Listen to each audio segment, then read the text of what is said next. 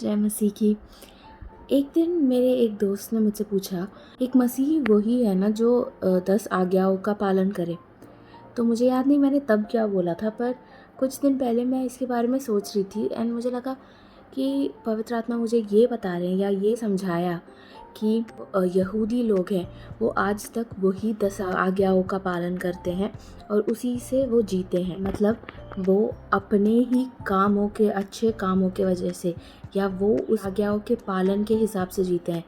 पर मसीही वो है जो आज्ञाओं में नहीं, परमेश्वर के अनुग्रह में जीता है, जिसको पता है कि यीशु के बिना मैं कुछ भी नहीं, और अगर यीशु मसीह नहीं आते तो मैं कभी अपने पापों से मुक्त नहीं होता।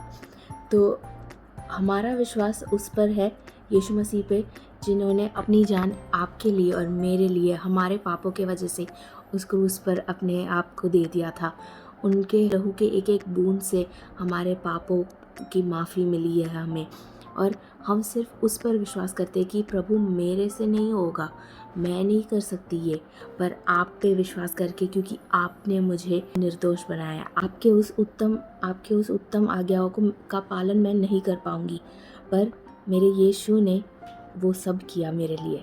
तो आज पिता परमेश्वर मेरे कामों को नहीं, पर यीशु के उस उत्तम और निष्कलंक बलिदान को देखते हैं। जब मैं प्रार्थना करती हूँ वो यीशु को देखकर मुझे आशीष देते हैं, क्योंकि मैंने यीशु को अपना खुदा, अपना परमेश्वर, अपना उद्धारकर्ता माना है। मैंने उस पर विश्वास लगाया है कि मैं अपने आप से कभी नहीं कर पाऊँगी, पर उनके पवित्र लहू से मुझे पवित्र बनाया गया है। तो उस पर विश्वास करने वाला एक मसीही है। हमें वो आज्ञाओं का पालन करना चाहिए, पर वो कैसे होता है? जब हम यीशु को अपना परमेश्वर मानते हैं, हम यीशु के उस पवित्र लहू से अपने आप को पवित्र होने दे, हम उसे एक्सेप्ट करें और पिता परमेश्वर के प्यार को हम सबमिट करें। पवित्र आत्मा जो हमारे साथ है, उनके बल पे, उनके दिए हुए वाक्यों पर, और जो वो बता रहे हैं हमें, उसको सुनकर जब हम बढ़ते हैं, तो तब हम यीशु के प्यार में चल के इस आज्ञाओं का पालन कर पाते हैं।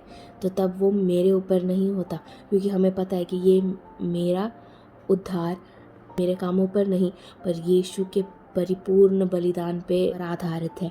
तो ये पहचान लेते हैं तो हम यीशु के प्यार में हर रोज़ चल पाते हैं और उनके आज्ञाओं का पालन और अच्छे से और प्यार से निभा पाते हैं। तो यीशु ने आपके लिए और मेरे लिए बहुत ही बड़ी कीमत चुकाई है।